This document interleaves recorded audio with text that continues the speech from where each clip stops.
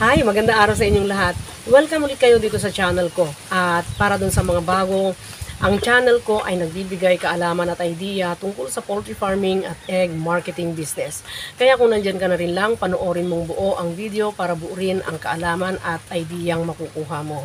At syempre may mga ads dyan na dumadaan-daan sa harap nyo. Pagtyagaan nyo na, lalo na kung short ad lang naman ito. At tulong nyo na sa channel ko. Salamat. Shout out sa lahat ng mga hindi nag-i-skip ng ads. Thank you.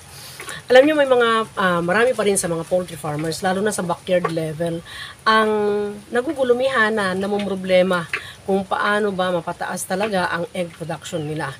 Lalo na yung mga, syempre, pumasok sa industriyang ito na hindi gaano alam, no? Yung ibig sabihin, incomplete pa, kulang pa ang technical know-how nila, or kaya totally wala silang alam tungkol sa layer farming.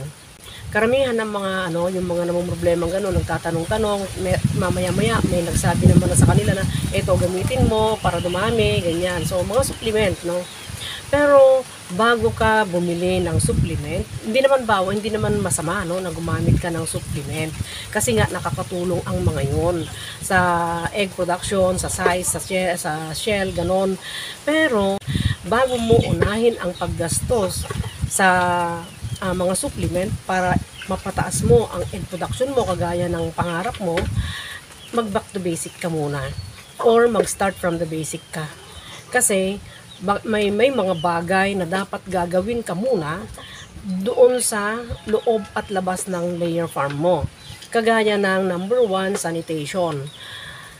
Number 2, muna natin enumerate muna natin bago natin i-discuss.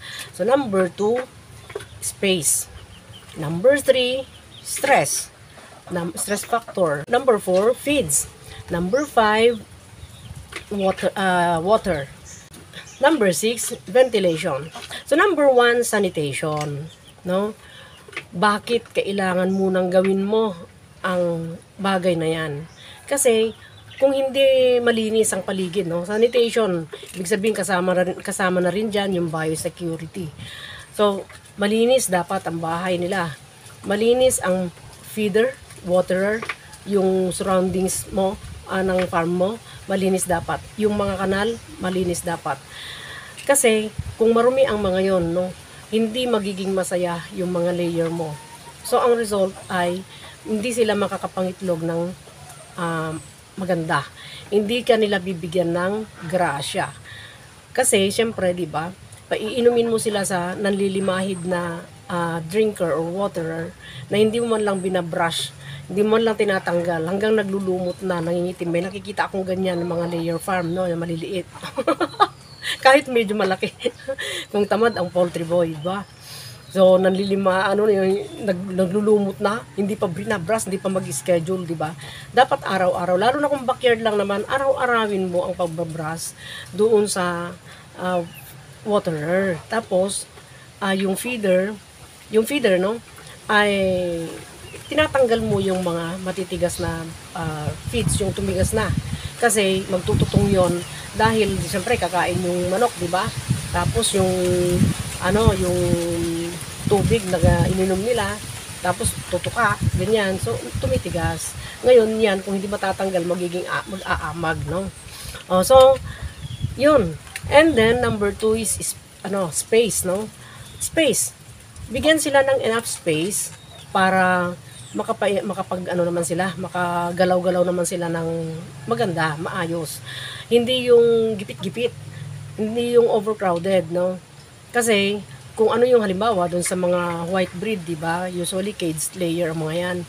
So designed yung cage nila ng pang 4 heads lang, or meron naman yung mga gumagawa na pang 3 heads lang.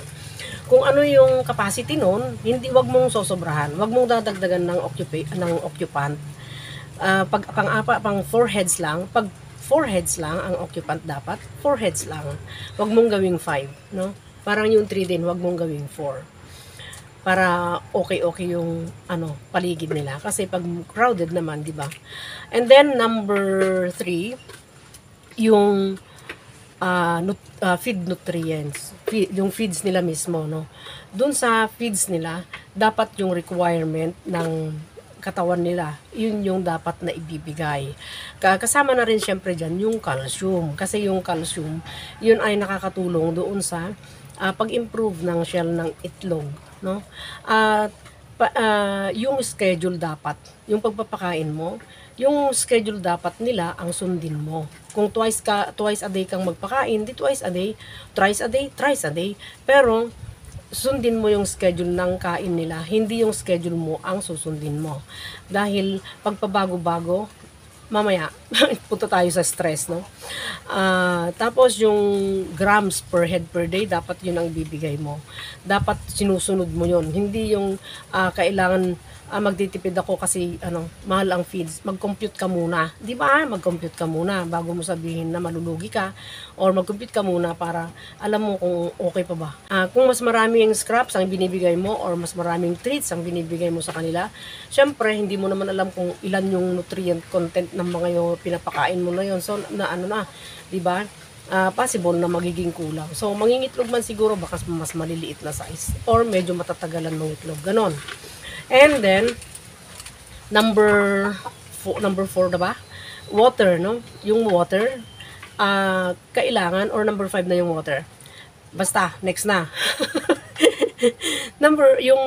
Next is water.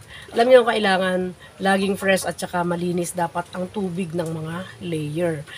Kasi, pagka ang mga manok, no, kahit na hindi layer, ay at iinom yan, kahit na marumi yung water nila, kahit na nanlulumo, may lumot, kahit na madilim na sa putik, ano yan, yung dumi, yung alikabok na napupunta doon.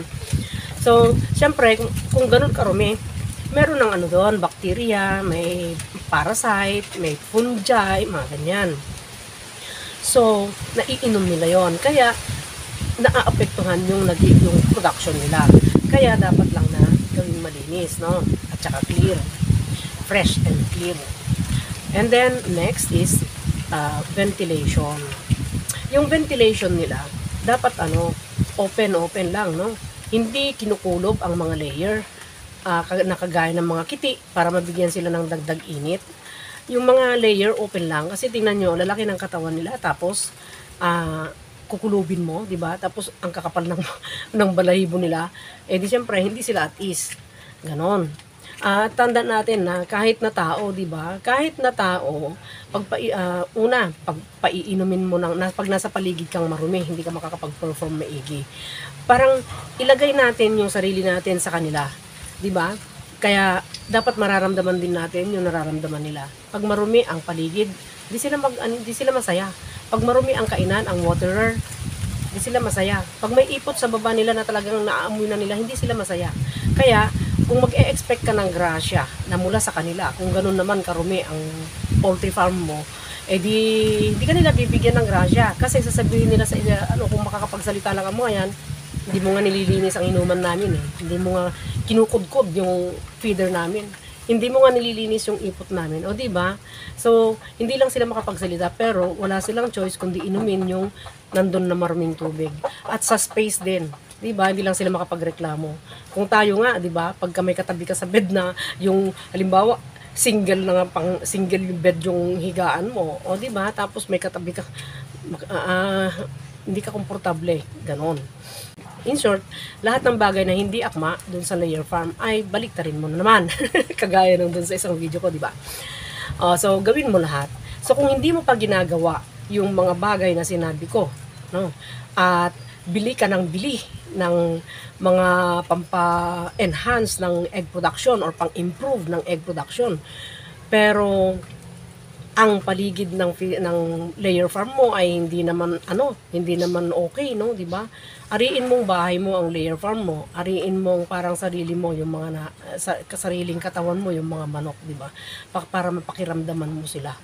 Kung ano yung nararamdaman nila pag umiinom sila sa maruming water, kung tumitira sila sa marumi at saka nanlilimahid na bahay, di ba?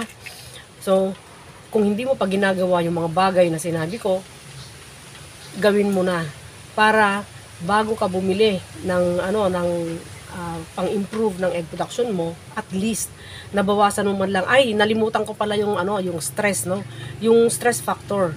I-lessen mo stress factor. Kasi yung panahon hindi natin maano yun, hindi natin makokontrol, 'di ba? Pero may mga stress factor na nakokontrol natin, kagaya ng mga ligaw na hayop, kagaya ng aso, 'di ba?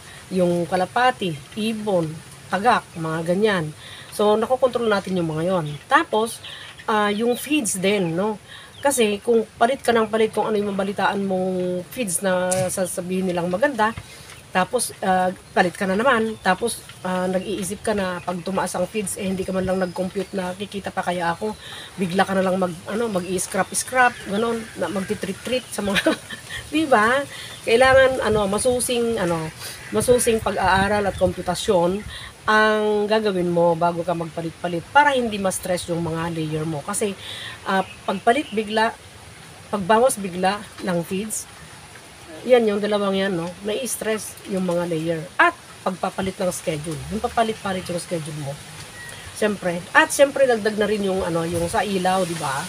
O kung nag-iilaw ka dahil yung mga layer mo ay cage, yung mga white, no? Yung mga white breed.